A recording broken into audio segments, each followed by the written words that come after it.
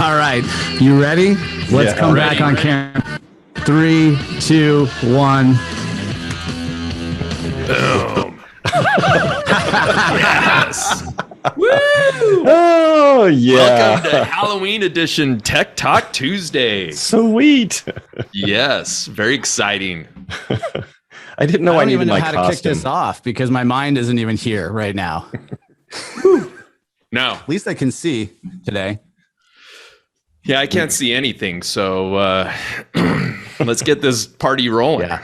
All right. Welcome, guys, to the scary episode of Baseline Tech Talk Tuesday, aka Nightmare on Baseline Street or Nightmare on Emerald Street, because that's the street the Baseline's on. Sure. Yeah. Correct. Yes. This is Tech Talk Tuesday, Season 2, Episode 37. And what we're going to do today is we're going to talk about some nightmares that we've all had from our own experience or theoretical or some scary pictures.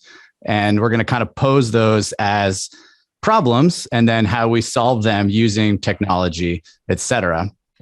We're going to get this started. I'm Sprinkler Nerd Andy. We have Crumpus Chris. Good afternoon. And we have Professor Conger. No, I feel so normal today. He's the professor. I feel like the adult in the room. How's that? Oh, maybe that is the case. Mm-hmm. Yeah. All right. What was I going to say? I've forgotten already. We'll figure it out. All right. Lead us off, Dan. What do we got happening? Well, yeah. So we kind of thought, well, leading up to Halloween, we wanted to talk about scary things and things that sometimes people do stuff really stupid and other times people don't know better. And we kind of wanted to lead off with, I've got a couple of scary pictures. So we'll take those and we'll kind of look at them, go, you know what? I'm just going to share my screen. We'll see what's going on first. Okay. So my first scary picture is I wanted to talk about clock placement. So this is the drive-through at one of the fast food places. And, you know, I wish installers would think about the users of their product. And in case you can't see it, there's a clock hiding right behind the order board, the menu board. And that's maybe 24 inches off the ground. So the poor sap needs to crouch down. And of course, that's not a connected controller. Yeah. And a lot of this is like when you're walking onto a site to manage it or to do an install and it just incites panic, right? Yeah. And you're like, oh man, how am I going to deal with this? Right. So everything that we're showing you is like brand agnostic. It's just, some of the things that we face as irrigators when we show up on a site to maintain it or to deal with it. You know, and thinking about a site like this, let's say that this was a retrofit and you're coming in to, propose retrofitting with, the likes of Baseline. You might be thinking to yourself, if they can't afford to maintain their existing system, how are they going to afford to make the upgrades? And so something like this would be a two-step process because one, it's educating them on the value of the solution of Baseline. Two is actually how to just properly maintain their irrigation system. Right. Yeah. And I think this one, and then this next controller, I got one more that they did something very similar. Do you see the controller in the picture? That's New Orleans though, Dan, remember. Oh, that's right. They got the rising floodwaters. Yeah. Yep. They can go by it on a flat bottom boat and turn it into the rain shutdown in a flood scenario. Yes. Yeah. I think both of these, they kind of put them because that's where the outlet is. So as a contractor, I was never afraid of, moving electrical or talking to an electrician to move electrical where you need it. I would say that's one of them.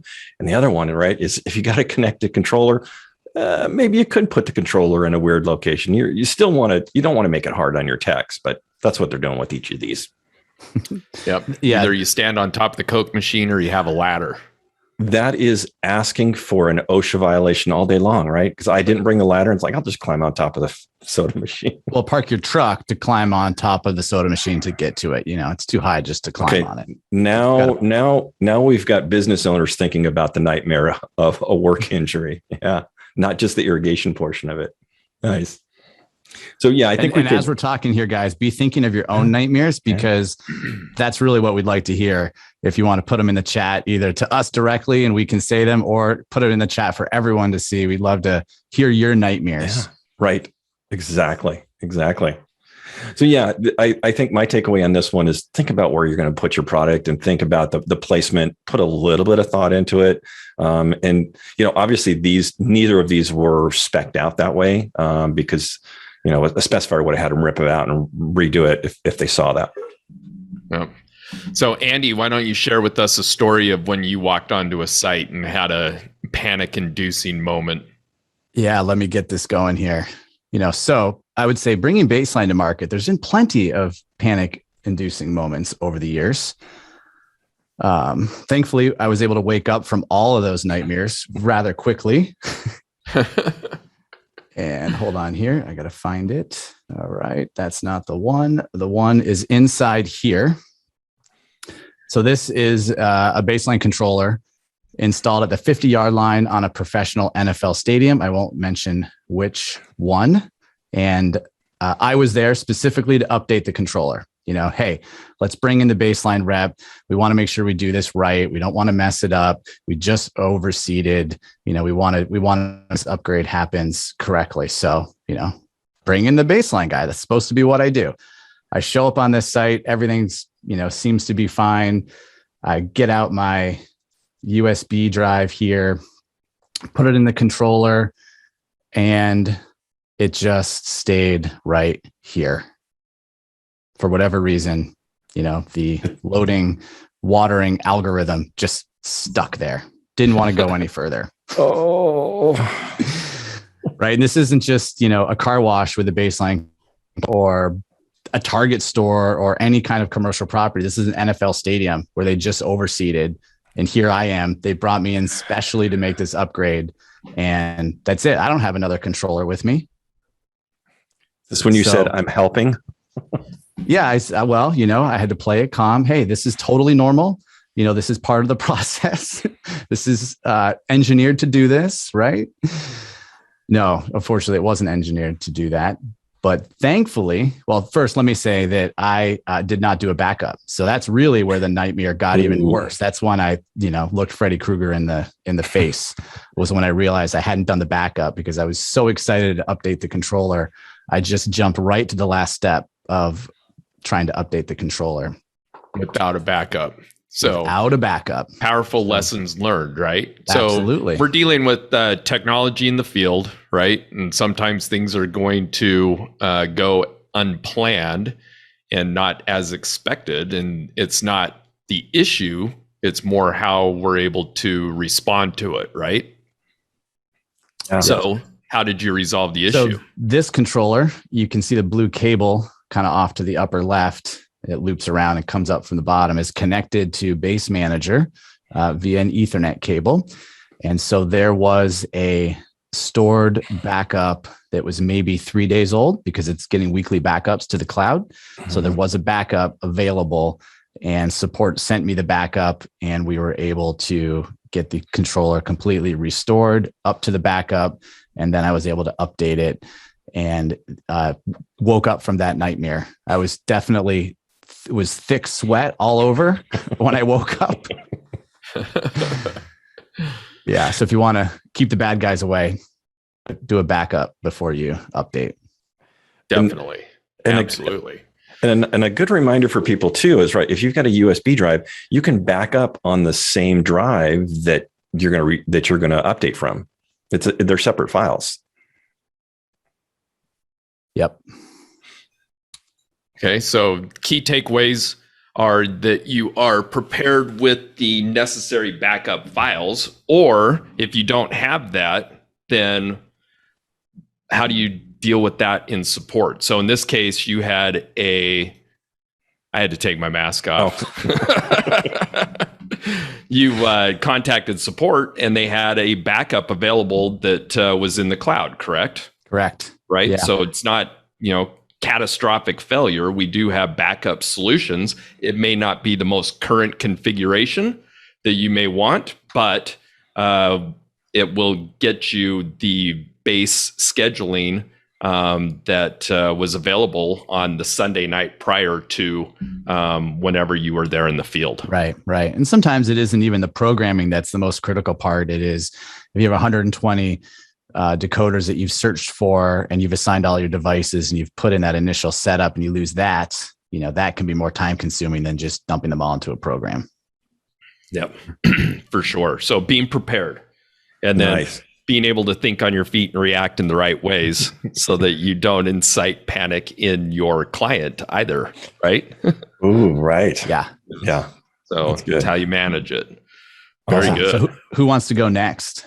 Who wants to go next with another horror story? Mm-hmm. I in thinking about it, I recall when I first had exposure to Baseline, I was working for Ewing, the distributor, and I had no idea what two-wire technology was really about, and had a project that was specified in Salt Lake City that was a new park installation for a city parks department that we were looking to expand with Baseline product.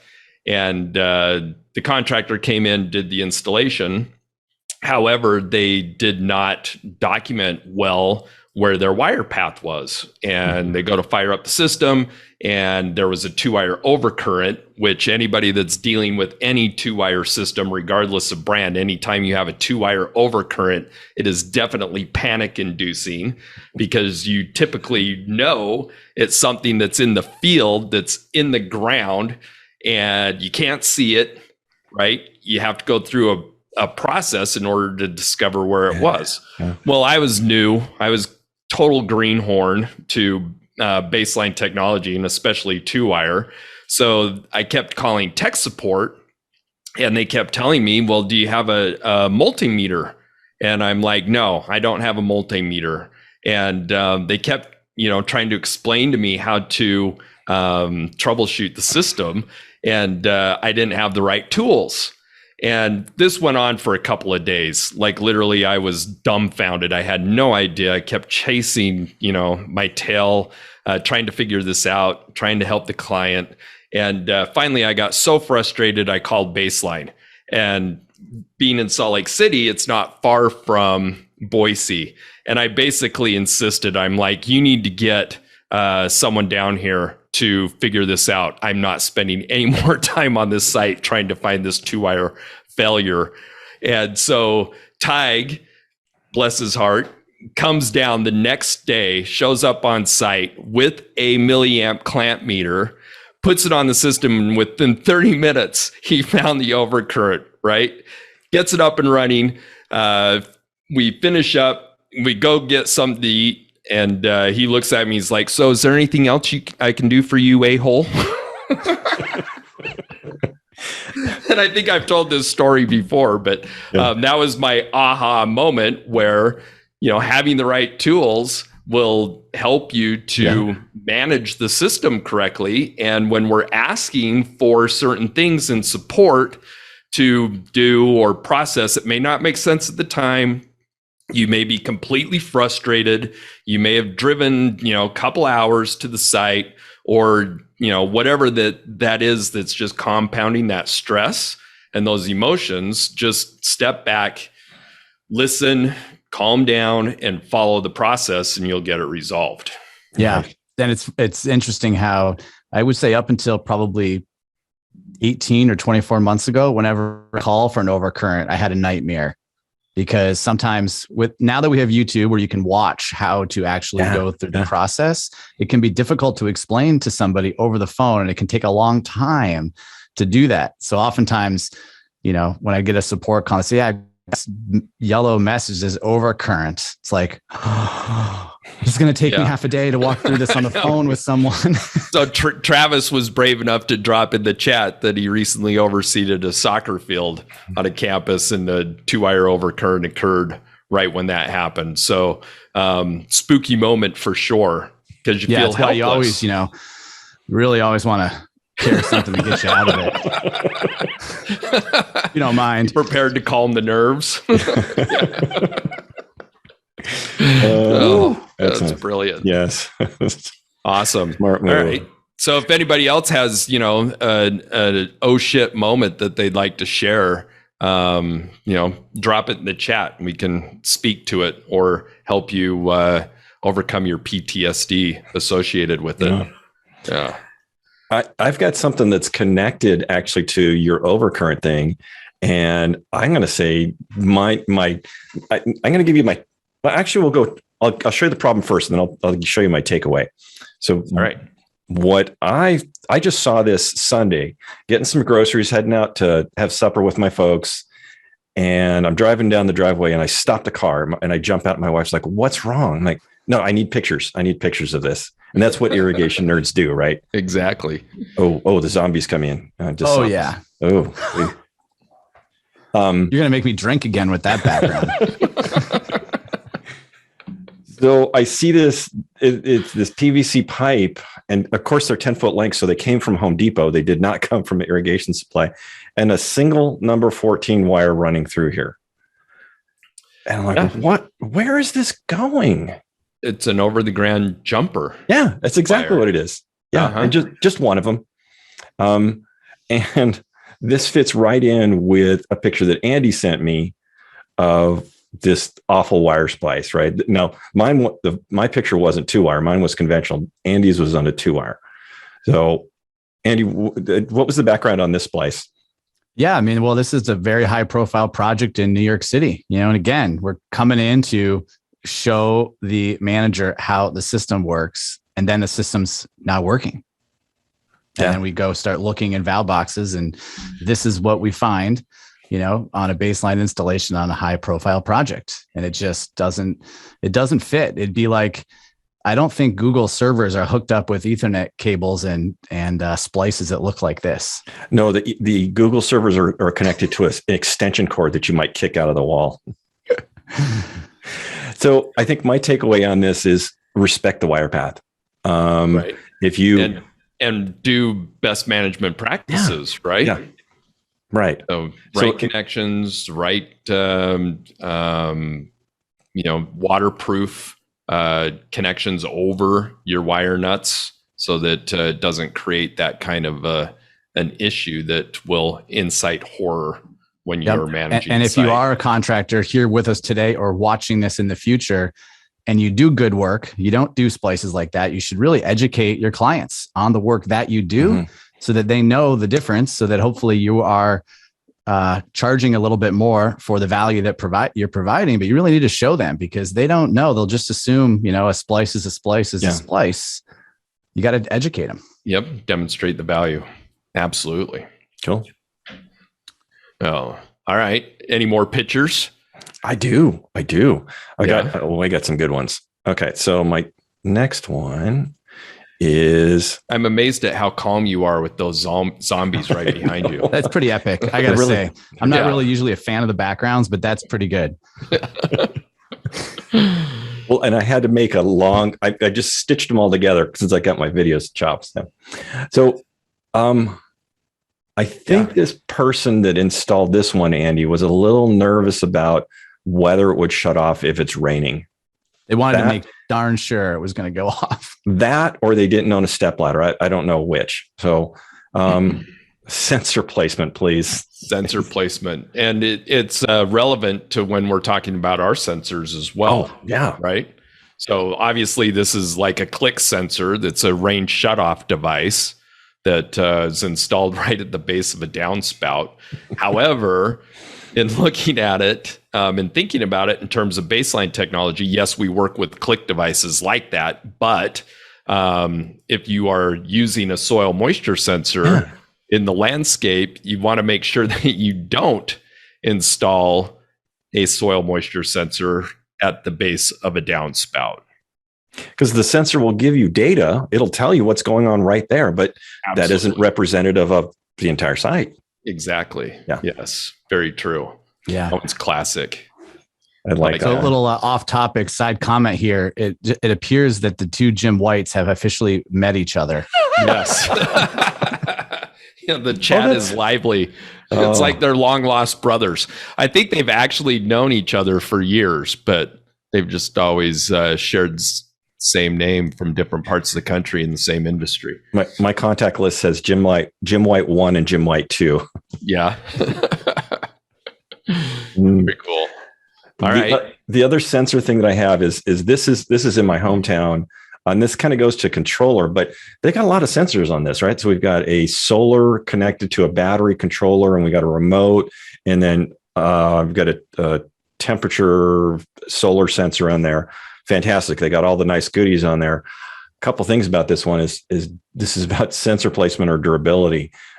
This is in a median. It's 3 foot tall, and it's just right out there in the middle where the people are going to hang out all night, and it's going to take one hit of a baseball bat. And there's no durability about the sensor placement here. So this might go back to my first one. Think about where you're placing your devices, but also about sensor placement. Mm-hmm. For sure. Yeah. Classic. You've got one with duct tape on it too, don't you? I do. That's coming up. Right. Because that also, so here's another sensor that just, I think this is, I suspect this is abandoned, but that's going to really, that first one is going to look like this at some point. I have to go back by it, but this is connected to this guy. And in the installation kit, we were talking about this before, we're kind of on the fence. Should we include, with the screws and the splices, should we include duct tape, or should we charge extra for those? Well, in this case, the controller's not mounted with duct tape. It's the electrical box that is powering it that is secured with duct tape. I need to go back and look at that. Is that electrical box? I always thought it was an old pedestal. Well, it could be too, but well, and then of course, when you have installations like this, it's no big surprise that the turf looks like this. Yeah. So definitely, I think that installation quality, sensor placement, those all, maybe it's just people don't, if you care about what's going on, that's important, and then have some integrity. Yeah. And then the client's got to be willing to pay to either maintain it or fix it. Sometimes they aren't. So contractors are like, okay, well, I guess they're just not going to maintain it. So move on to the next.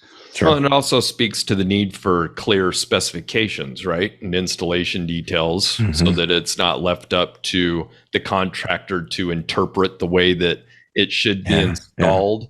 Yeah. Just because it has the controller model that was specified on the project on the site doesn't mean that it was installed per the intended specification of whoever designed it, so that it will, deliver the outcomes that the client may object long term. Sure. I got one last thing that's on my, and this actually strikes close to home for me. And this is about people that don't know how to run an irrigation controller, like people that don't know it's not that they don't know, it's people that don't want to know. They don't want to learn. And I've always interpreted this. So I found this sign in in my home state of California. Yay. I would have imagined that you photoshopped that, Dan. I totally saw it, and I didn't know how much I was going to use it when I took this picture 10 years ago. And it's in a roadside rest area. And the way I pictured it is these guys got this new controller, like, I don't know, just put up a sign. I don't want to learn it. Well, what's the outcome or message or intent they're trying to deliver? One, maybe they're trying to deter, transients from setting up camp on the site. Okay. Or two, maybe they're trying to inform the public that, sprinklers may come on outside of restriction, so that they don't get calls back to the city if sprinklers are running when they're not supposed to be on a certain day or whatever. You have to understand the design intent. Or it could have been one person from the public, got hit by a sprinkler, sent a nasty email. And so they put this sign up to say, here, we took care of it. Yeah. So, but, when thinking about sprinkler nightmares or irrigation nightmares, having sprinklers come on unexpectedly when you are having an event on a site is definitely panic inducing. It's also that actually brings up a good comment or a good thought. Sprinklers, valves not coming on in order around a building induces panic in a lot of people. Even to this day, that is something that they have to get familiar with when it comes to using baseline, because it might look like Dan's background where the zones are just coming on all over, because that's a smarter way of doing it based on an algorithm, not just based on rotating around a building 1, 2, 3, 4, 5. Running based on design flow and what can run at a certain time, right? Or operating within a water window, or any of those things that our technology can be programmed to help resolve, right? So that those scary moments don't happen unexpectedly. Yeah, I don't have a picture of this, but I had one instance at a very well-known NCAA football stadium on the East Coast. Again, came in to do some training with the contractor. We, show up at the controller, and there had been a surge event, transformer, and here I am. I can't do it tomorrow or next week because I flew in. And thankfully, baseline, we don't actually manufacture transformers in our controller, right? All transformers are third-party transformers sourced and manufactured, built into controllers. So I was able to drive, I think it was about 5 miles from this university to an electrical supply house and source the same exact transformer, different brand, but the same specs, the same size, the same everything, and bring it back to the site. And we installed it and we were up and running. Awesome. Yeah, being resourceful, right? And again, thinking on your feet, staying calm, assessing the situation, and coming up with a resolution. And then, of course, anytime we can be of help in diagnosing that or creating that resolution, we encourage you to contact us so that we can walk you through the scary door, right? Yeah, I mean, in order to take a risk, you got to have a little bit of a thick skin and be ready for anything that could come at you, because going into the unknown is really, it's all unknown. Yeah. So we've got a couple of minutes. I think you ought to share your green roof story. Sure. So Chris and I went into the unknown. This is going back. Where's the pictures here? Hold on. Why am I not finding it?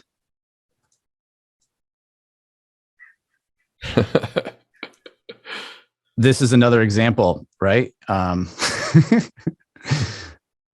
Of trying to share a file, not finding it. There you go. Thinking on your feet. So this is a ginormous green roof in Manhattan. This is the Javits Center, and I think 10% of all the seagulls on the entire East Coast come here to lay their eggs and nest. Well, and it is a designated nesting site. Oh, is it? Right? Okay. That's one of the purposes of the green roof, is these gulls mate and nest on the green roof. It's part of the ecosystem there. Yeah, and look, there's one right there. They're all over. Wow. As you can look down in. There's a I lot. guess I didn't even see all the gulls are there, and they're there for one purpose, which is that. To protect the hatchlings, right? So depending on what time of year you visit that site, the birds are highly aggressive, and you're walking around on the roof and they will strafe you and try to bite you when they fly past you. Yeah, a hard helmet is no use. You actually have to carry an umbrella hide underneath the umbrella to fend them off. It's a true birds from Hitchcock movie genre experience to go up there, depending on the time of year. You're on their turf and they're going to call you. Yeah, you never know what you're going to walk into, right? When you're going onto a project. So, yep. Can be horrifying. The other nightmare up here is climbing the ladder to get up on top of these other rooftops without harnesses. No, I'll let you do that. That is not. No. Always an adventure, for sure.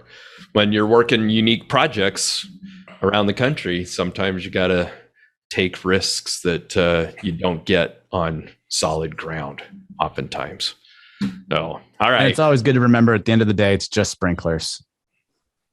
Truth. No matter how red hot your client gets or the site is, it's just sprinklers. We will fix it. There is a solution. True. Nice. For sure. All right. So hopefully that was a fun little, out of the norm episode of Tech Talk Tuesday. We're at the bottom of the hour, so our 30 minutes are up. And we want to thank everybody for joining us again this week. We'll be back next Tuesday with another episode. Go out, work hard, be safe, and happy irrigating. Happy Halloween. And stay spooky. We'll see you next Tuesday. So have a great day, everybody. All right. Bye-bye. See y'all.